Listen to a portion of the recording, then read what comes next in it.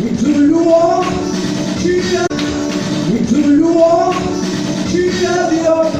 Et nous te louer, si ce n'est pas toi, nous te louons. Nous te louons, tu es Dieu. Il ne peut te louer si ce n'est pas toi. Nous te louons, tu es Dieu. Et nous te louer, si ce n'est pas toi. Nous te louons, tu es Dieu. Il ne peut te louer si ce n'est pas toi. Te louons, tu es Dieu. Et nous te louer, si ce n'est pas toi. Nous te louons, tu es Dieu. Il ne peut te louer si ce n'est pas toi. Nous te louons, Jésus. nous te louons. Et dans cette position assise, nous allons prier pour la parole de Dieu. Notre Dieu et notre Père, nous te bénissons. Toi, le Dieu de la vie et de la paix, toi qui en ce temps de la fin ouvre notre esprit sur ta parole, nous prions que tout ce qui est charnel soit effacé de ces lieux et que la gloire dérivée de notre Dieu par l'écoute de ta parole. Seigneur, nous voulons nous disposer. Viens, enseigne-nous au nom de Jésus. Amen. Alléluia. Aujourd'hui, tout le monde va à l'église et tout le monde cherche à être béni. Même ceux qui ne connaissent pas Dieu cherchent à être bénis parce que la bénédiction c'est quelque chose que de manière universelle, tout le monde recherche. Personne n'est venu sur la terre pour espérer demeurer pauvre, pour espérer demeurer maudit sur la terre et aller au ciel. Tout le monde, que nous soyons païens, que nous soyons chrétiens, que nous soyons animistes, que nous soyons athées, tout le monde veut la bénédiction.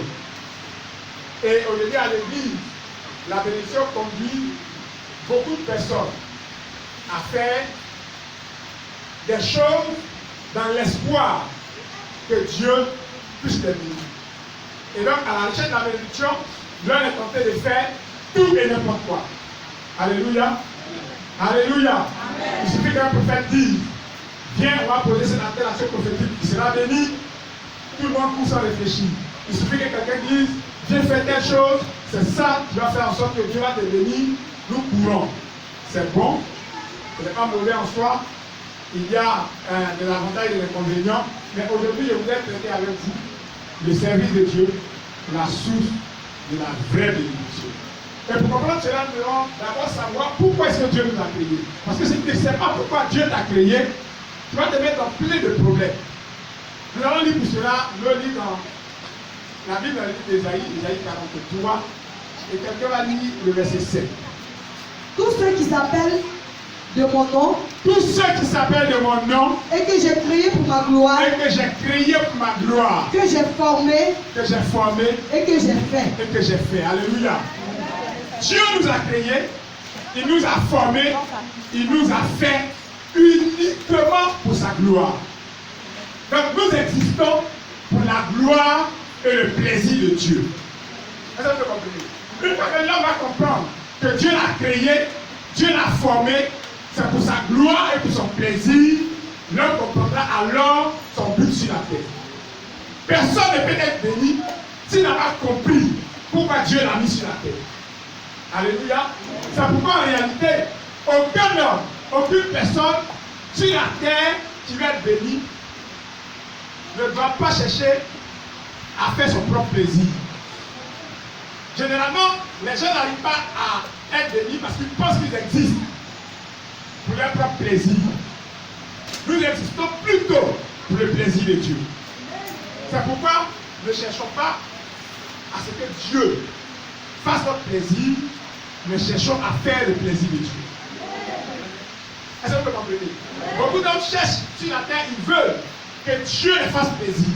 Que Dieu me donne un enfant, que Dieu me donne le mariage, que Dieu me donne une voiture, que Dieu me fasse voyager. Mais nous oublions que nous avons été créés, pas pour notre propre plaisir, mais pour le plaisir de Dieu.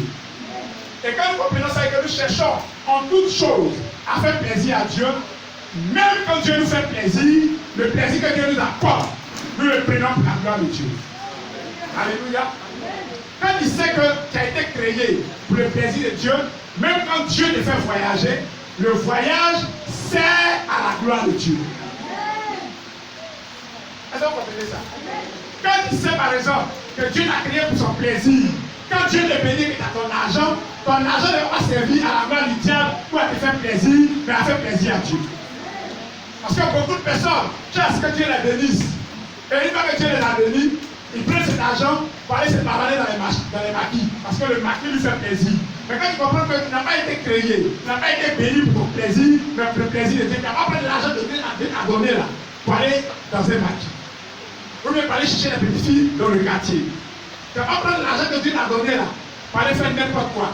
Parce que tu sais que Dieu t'a créé, c'est que toi qui fasses le plaisir. Et tant que les chrétiens n'auront pas compris ça, nous allons tourner en rond. Dieu nous a donné une belle voie. C'est pour le plaisir de Dieu.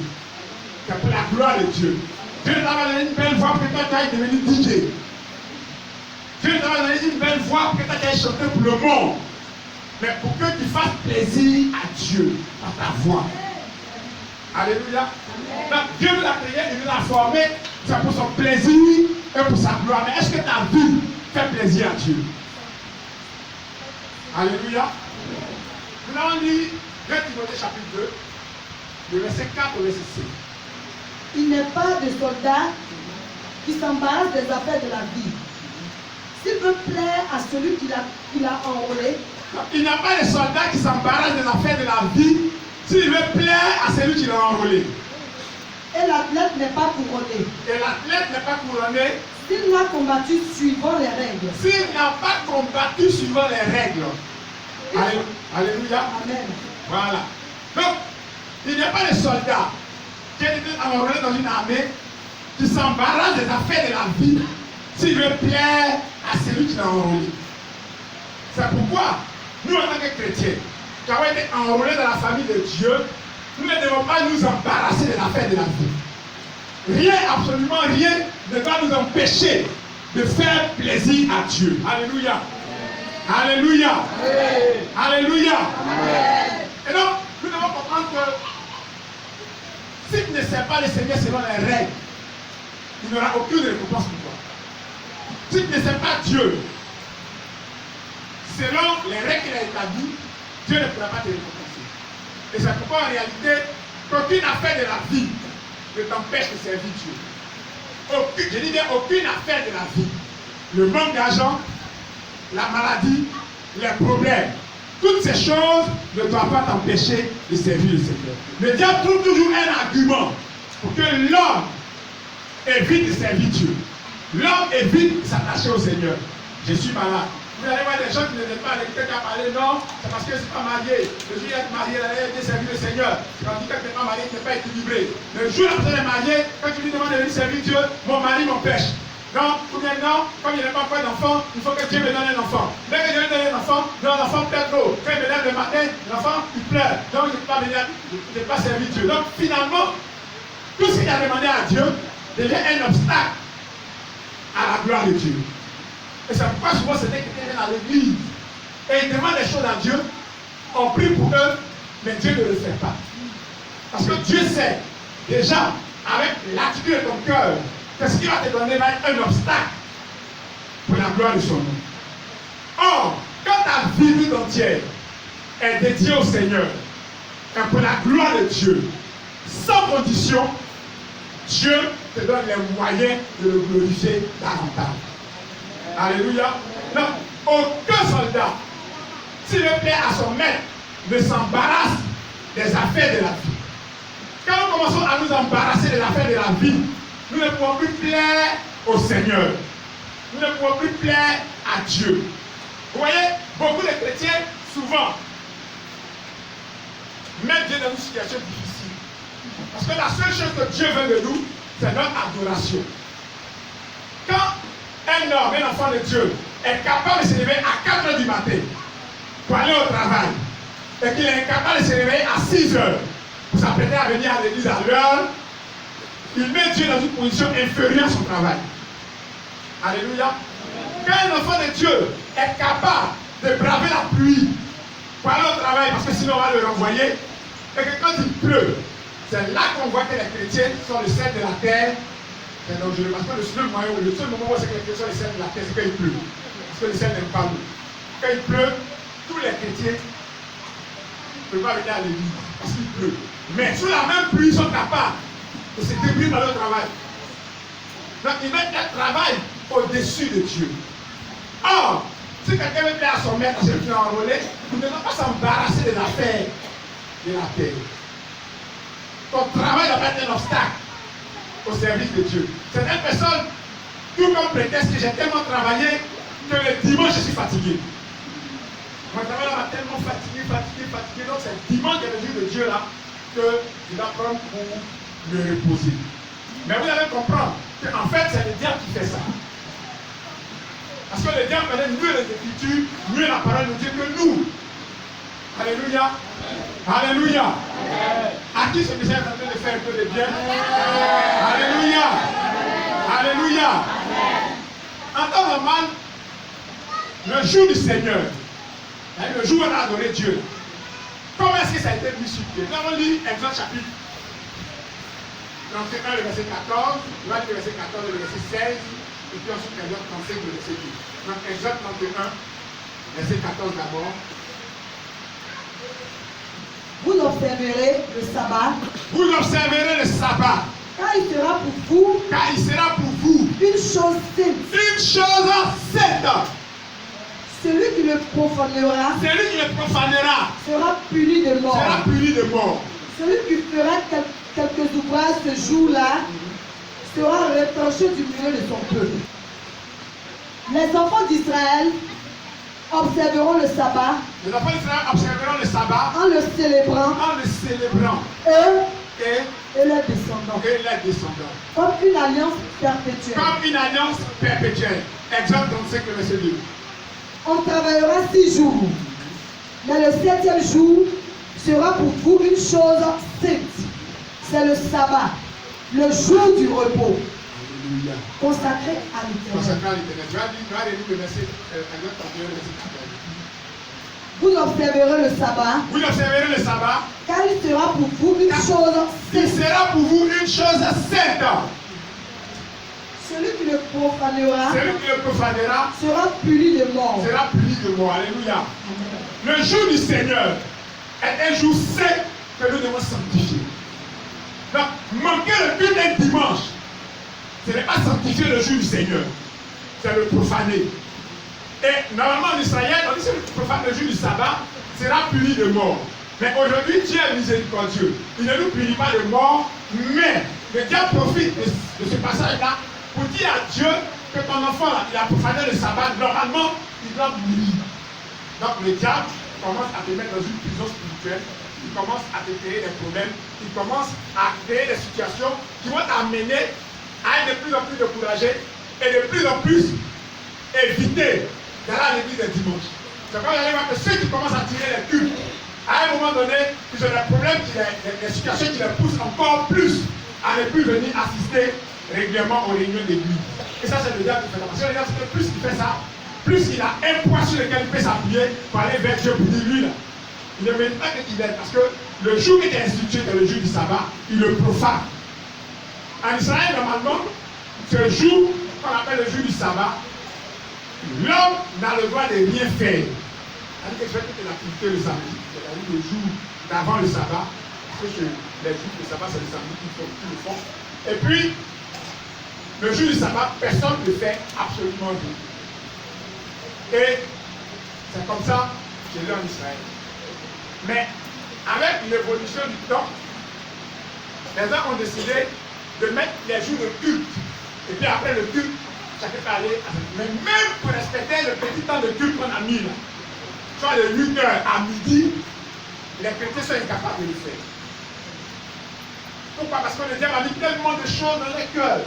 Le premier grand service qu'on peut rendre à Dieu, c'est de sanctifier le jour de repos, le jour du sabbat qu'il a mis à part. C'est pourquoi tirer un culte, c'est un péché. C'est-à-dire, abandonner, ne pas sanctifier le jour du sabbat, c'est un péché contre Dieu. Et le diable sait, et le diable nous encourage à pécher contre Dieu et à nous mettre sous le poids de la malédiction. Ensuite, Beaucoup de chrétiens ne veulent pas être édifiés. Ils ratent les réunions des soirs. Quand Dieu dit qu'il n'y a personne, ils sont tout le temps occupés. Certains, effectivement, en semaine, sont occupés. Dieu les connaît, Dieu les comprend. Mais il y en a qui n'ont rien à faire. Ils sont là, ils traînent, ils flânent dans la rue toute la semaine. Mais quand il y a études bibliques, ils n'ont pas le temps. Certains peuvent s'arrêter là, causer toute la journée, matin jusqu'à... Mais ils n'ont pas le temps pour venir aux études bibliques. Or, c'est là qu'on apprend à comprendre la parole de Dieu, c'est là qu'on apprend à s'édifier, et c'est là que la vie spirituelle peut aller de l'avant. Alléluia. Amen. Vous savez que l'assiduité aux réunions de culte est une marque de discipline. Quand quelqu'un est discipliné, il a une manière de gérer, de régler sa vie. Il sait que dans ma vie, par discipline, le dimanche est culte. Tel jour, j'ai réunion de temps. De sorte que, par discipline, il y a des choses qui s'imposent. J'ai un ami qui a un ami gagné, qui sont les deux, qui sont des hommes d'affaires. Le gagnant dans ses affaires a décidé qu'il y a un jour dans la semaine, c'est son jour de prière, avec son équipe de travail. Mais ce gagnant-là, Dieu a commencé à le bénir. On n'a pas compris. Ah, vous t'en faites les mêmes affaires, comment tu as fait comme ça? Je dis, moi, les dimanches, c'est mon jour de culte.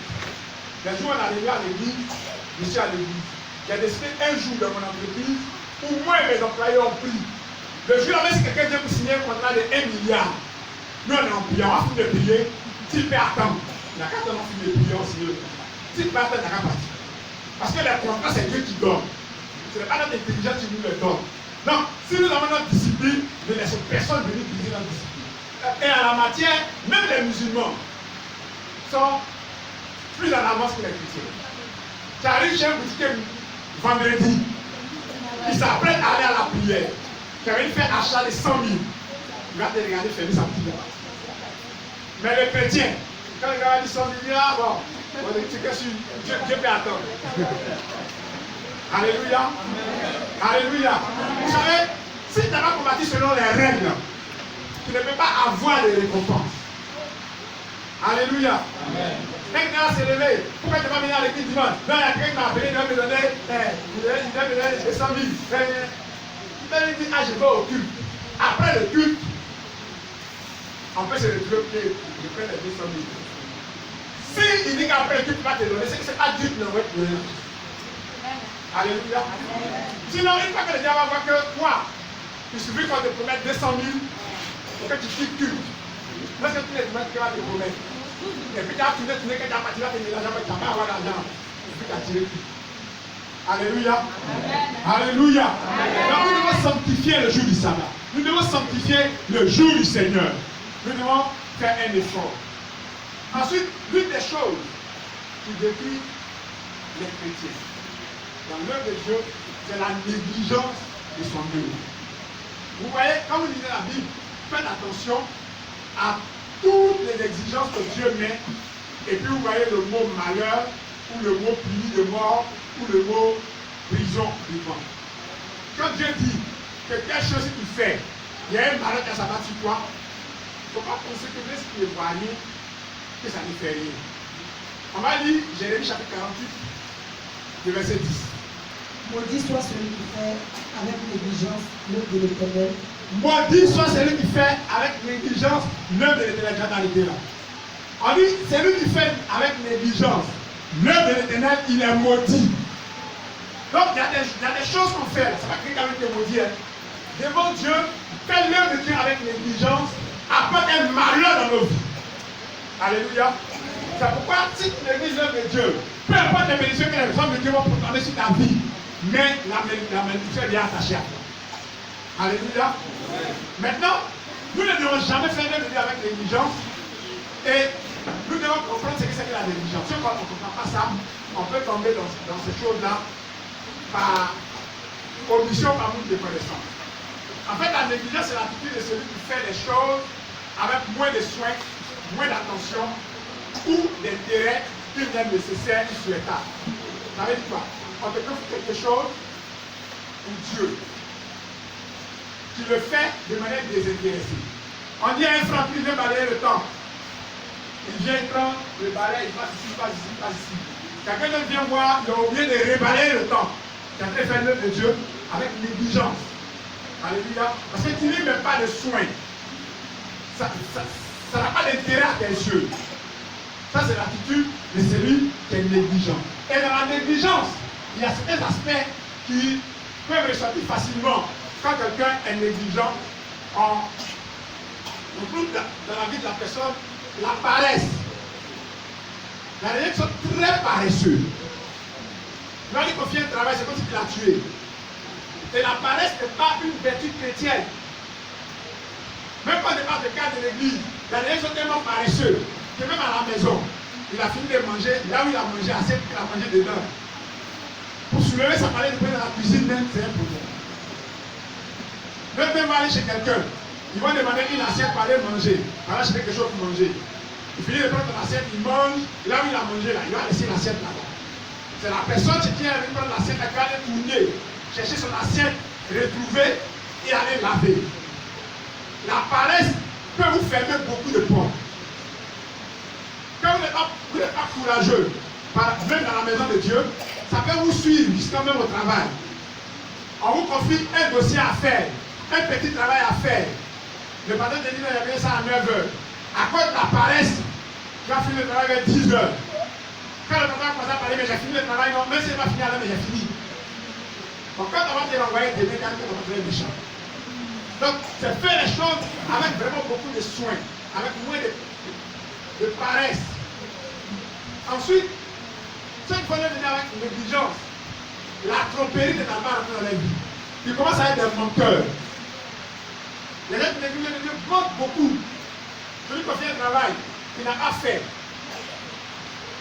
Il n'a pas le courage de dire qu'il n'a pas fait, il va commencer à démentir. Non, je voulais faire, mais au moment où il a commencé là, la pluie est venue, il a coupé le courant, et après on m'a envoyé ici, après. Alléluia. Amen. Alléluia. Amen. Et les chrétiens mentent beaucoup. Même dans l'affaire des dîmes, c'est des menteurs. Il travaille, le paye 200 000. Il avait 10 000, c'est sa dîme. Quand il dit qu'il a 10 000, levez-vous, il se lève. Il est tout le monde parce qu'il a pris 10 000. Ah, zéro. Donc beaucoup de chrétiens sont malhonnêtes parce qu'ils sont paresseux. Un homme courageux, c'est un homme qui est honnête. Celui qui fait le travail, tu peux dormir tranquille. Mais il y en a qui fait le travail, tu ne peux pas dormir en paix. Il est obligé à chaque fois de lui mettre la pression pour voir s'il a fini, il n'a pas fini, puis il va te mentir. Non, j'ai fini, j'ai presque fini. Non, j'ai fait, mais c'est l'autre là. Bon, quand tu ne peux pas plus dire même dans son affaire. Alléluia. Amen.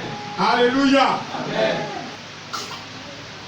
Et pour que Dieu puisse nous bénir, nous devons bien comprendre la notion de service. Parce que ça aussi dans l'église, les gens n'ont jamais compris ça. Quand on parle de servir Dieu, tout le monde regarde au micro. Donc, si on fait prêcher au il appelle servir Dieu. Parce qu'il prêche. Non. Le service de Dieu a plusieurs aspects. Vous savez, une église a deux aspects, mais un deuxième qu'on peut compartimenter en deux sous-groupes. Le premier aspect du service de Dieu, c'est l'aspect spirituel.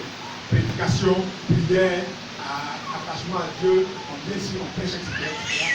Mais cet aspect spirituel-là va être soutenu par un groupe de piliers importants. Et si l'un de ces piliers manque dans la vie d'une église, l'église est bancale. C'est comme vous allez remarquer, il y a beaucoup d'églises qui prient beaucoup. Ils sont spirituels. Le pasteur, oui, mais cette église n'avance jamais. Pourquoi? Parce que les spirituels dégagent l'atmosphère. Les églises prient beaucoup. Vous savez, dans le travail de Dieu, il y a le travail que Dieu doit faire. Et puis il y a le travail que nous, on doit faire. Alléluia. Amen. Alléluia. Amen. Alléluia. Amen. C'est comme vous êtes là dans une église. Une sœur peut-être venait à l'église, elle était zélée. Mais un moment donné, elle ne vient plus. Vous montez, vous dites, on va prier pour que la sœur vienne. On va prier pour que la sœur vienne. On va prier pour que la sœur vienne. On prie pour qu'elle vienne. Mais personne ne se rend vers elle. On va lui demander qu'est-ce qui s'est passé, puis elle ne vient pas. Quand elle fait un travail spirituel, c'est quand on va aller vers elle qu'on va la boue de l'église à venir. Donc dans l'église, il faut des gens qui peuvent servir Dieu en allant vers leurs frères. Parce que tout ça ne peut pas reposer sur la tête d'un pasteur qui va venir prêcher dimanche. Il va se promener sur la terre là pour rendre visite à ceux qui ne sont pas venus. Si vous êtes au moins 1000 fidèles, quand le pasteur va finir de tourner chez tous ceux-là, en 3 semaines, il le reconduit. Alléluia. Beaucoup de pasteurs sont morts. Et quand on parle, on dit c'est la fatigue. Et même fidèles a dit, oh, on l'a dit, il ne peut pas se reposer. Pourtant, c'est les mêmes là. C'est quand il a un problème, pasteur, ce qui ne vient pas, c'est pas bon. Le pasteur, il s'en va. L'autre aussi, on l'appelle là-bas, il court, il s'en va. Quand il tombe maintenant, il dit, voilà, les hommes de Dieu, ils ne peuvent pas. Alléluia. Donc, l'église va être une équipe organisée où tout le monde sait Dieu, chacun à son niveau. Alors, dans l'œuvre de Dieu, moi, je ne peux pas aller évangéliser. Mais, je ne sais pas encadrer les âmes, parce que moi, je parle mal aux gens. Il y a un qui est bon, lui, il parle bien aux gens. Lui peut, après que moi, il a évangélisé les gens, les rendre visite pour les exhorter, pour poser eux, les encourager à venir, à ne pas se décourager. Moi, je peux être un homme très loin. Mais, pour travailler, faire les trucs, c'est un peu difficile. Un autre, lui, il est courageux, il aime balayer le temps, il aime placer les chaînes. Quelle place, lui-même, il est content de faire ça. Parce que dans le nom de Dieu, fais ce pourquoi tu es content, tu le fais avec joie. Sinon, si tu fais l'œuvre de Dieu avec murmure, quelqu'un te maudit. Alléluia. C'est pas dans l'église, il y a plusieurs piliers et chacun doit prendre un pilier pour attraper l'église. Il y a des gens qui ne peuvent pas aller évangéliser. Mais ils ont un peu de moyens. S'il y a une phase d'évangélisation, vous avez des 10 000, des 5 000, quand on va pour une évangélisation, que toi tu as financé, les âmes qu'on gagne, Dieu considère que toi c'est dedans. Alléluia. Amen. Alléluia. Amen. Je voudrais que le Seigneur nous aide à comprendre. Aujourd'hui, dans les églises, les gens ont beaucoup prié. Mais la prière ne résout pas tous les problèmes. Vous êtes dans une église, vous jouez maison de quelqu'un. Vous priez, à la fin du mois, le monsieur va venir à question, il n'y a pas la langue. Lui, il n'avait pas son loyer, il avait dit qu'il y a un bison de roi, maman, il va t'allumer ici. Donc, c'est les finances, et il y a des gens que Dieu a bénis, qui peuvent se mettre de côté pour dire, bon, d'accord, nous, on va s'associer, nous voyons du temps à chaque niveau. Alléluia. Aujourd'hui, beaucoup de pasteurs sont devenus aigris dans le service de Dieu à cause des fidèles. Vous savez, c'est vous qui faites depuis les pasteurs là, qui viennent d'exclure vous fort. Parce que le type, lui, les pasteurs, il est dans votre église. Son loyer là, le travail qui fait le travail de Dieu. Après ça, il ne travaille pas ailleurs. Dieu n'a pas encore possible de le payer. La fin du mois est arrivée, il a payé son loyer, il est à 80 000. Il n'a pas encore eu 500 000 payer le loyer là. Et puis, dimanche, il y a le culte. Lundi, c'est le dernier délai où il doit venir payer son loyer. Ça faisait la paix pour dire, ah, pasteur, le loyer là, c'est comment? À moi, il vient mardi, de tirer mon argent. Bon, dimanche, là, quand le pasteur a pris le paye que c'est comme ça, il va venir. Ah, ça vous dit que bonne incrédule, vous ne devez pas donner à Dieu. Vous êtes maudit. Wow. Je vais aller chercher l'huile là-bas. Celui qui vient être béni, envoie 100 000. 100 000 $ l'huile. Oh, il n'y a pas un qui a donné 10 000 là-bas pour prendre l'huile. Il va mélanger. Pourquoi Dieu le regarde depuis le ciel? Dieu ne comprend pas, il est serré. Là, si ça passe là, ils vont le chasser de sa maison. S'ils l'ont chassé aussi, l'église est finie. Tu vois, après, c'est des chrétiens, on humilie les pasteurs, et puis même ça les plaît. Ils prennent ça maintenant, parler, le pasteur, il n'a pas payé sa maison, il fallait le chasser dans la maison. Dès que Marie s'est payé sa maison, le petit est venu, mais c'était chaud. Le prier pour Dieu, il est voilà, pour se cacher, mais le prier pour le pasteur, il a voulu le chasser de la maison. Bon, tout le monde au couleur de le pasteur, on va le chasser. Alléluia. Alléluia. Nous devons apprendre à connaître ce que c'est que le service de Dieu. Et si une fois qu'on a su ça, ça va nous aider. Le côté spirituel, c'est ce qui concerne la prière, la prière de ce genre, mais un côté organisationnel. Quand une église est organisée, tout va comme si c'était roulait. Parce que là, le pasteur et son équipe, ils n'ont plus, imagine, quelqu'un qui est pasteur, il ne sait pas comment il va payer sa maison, en fait, il appelle, il nous a prié pour moi. Dans sa tête, là, S'il a besoin d'argent, qu'elle va prier pour toi, il s'attend à ce que tu lui fasses une offrande. L'autre personne courageuse te dit, s'il va venir dire quoi, tu fais une offrande. Il faut faire offrande. Il faut offrande, c'est pas bon. Pourtant, si le pasteur est soutenu, il va aller prier pour toi cadeau. Si tu veux, si toi tu as mis dans ton cœur de le bénir, tu peux le faire. Mais ça ne va pas devenir une obligation. Après, vous plaignez que non, on est dans telle église. Vous venez prier simplement pour ta qui est malade, on dit de payer l'argent. Ah, mais si tu ne payes pas l'argent, comment tu vas faire? C'est pas bon, mais vous l'obligez à faire ça. Alléluia. Donc l'église doit s'organiser. S'organiser autour de l'onction de la vie de l'homme de Dieu, pour que cela puisse vous bénir et que Dieu aussi puisse vous bénir. Alléluia. Ensuite, la dernière chose que nous avons abordée ici, c'est ce qu'on appelle la lèvre spirituelle. Nous devons éviter la lèvre spirituelle. Et ça, vous pourrez lire dans chapitre 12, c'est l'histoire d'Aaron et Myriam. C'était les frères de Moïse. Vous savez, quand quelqu'un devient serviteur de Dieu, Dieu met une huile sur sa tête, et cette huile-là, Dieu comme une couronne sur la tête du support. Et en chaque homme, quand Dieu a appelé un serviteur, en lui, il y a deux dimensions. Il y a sa personnalité humaine avec ses erreurs, avec ses bêtises. Et puis, il y a sa personnalité spirituelle avec l'onction de Dieu sur sa vie. Et c'est ça que Dieu regarde. Dieu ne regarde pas ses faiblesses. C'est pourquoi, même si un homme de Dieu, il a tort comment, il te laisse contre tout, tu vas faire. C'est pas parce qu'il a raison ou il a tort. Non. À partir du moment où tu sais que c'est un homme de Dieu, si tu as affaire à lui, même si tu as raison, quelque part tu te comportes d'une manière, Dieu peut te frapper. Et une fois que tu as mis la lèvre sur toi, partout où tu vas passer, on va prier pour toi. Tu ne peux pas être béni. Pourquoi? Parce que tu ne peux pas aller te lever comme un homme de Dieu, quelqu'un qui est point, et puis maintenant aller vers un autre qui est point pour prier pour moi. Est-ce qu'on peut comprendre? Est-ce qu'on peut comprendre? C'est-à-dire que tu ne peux pas te lever comme un homme de Dieu, l'insulter, parler mal de lui, et puis maintenant quitter là, aller chercher un autre homme de Dieu pour dire prie pour moi. Dieu ne va pas te répondre parce qu'il a déjà violé la couronne sur la tête de ses serviteurs. Et certains qui viennent dans l'église sont courageux. Il est capable d'insulter son propre pasteur, lui parler mal. Et puis quand il vient lui parler mal, à la fin de la semaine, le Dieu prie pour moi, bénis-moi. Aïe! Il a fini de les critiquer au dehors. Même s'il n'a pas entendu, Dieu a entendu. La prière qu'il va faire, c'est Dieu qui exauce. Le Dieu qui doit l'exaucer, il a déjà entendu en train de les critiquer. Et tu viens en bas de lui, tu n'as pas prié pour toi. C'est que, bon, c'est que toi-même, là, tu n'aimes pas ta vie. Alléluia. C'est pourquoi nous devons observer les règles. Nous devons apprendre à respecter les hommes de Dieu. La bénédiction demeure dans ces choses-là. Bénis les hommes de Dieu. Si Dieu t'a mis à cœur de faire quelque chose, tu prends soin de l'homme de Dieu. Quand lui regarde, il est content. En tant que tête couronnée de l'Éternel, la bénédiction, la joie que tu mets dans son cœur va se répandre sur toi. Alléluia. Tous ceux qui étaient dans la parole de Dieu, qui ont été bénis, ont compris ces petits principes.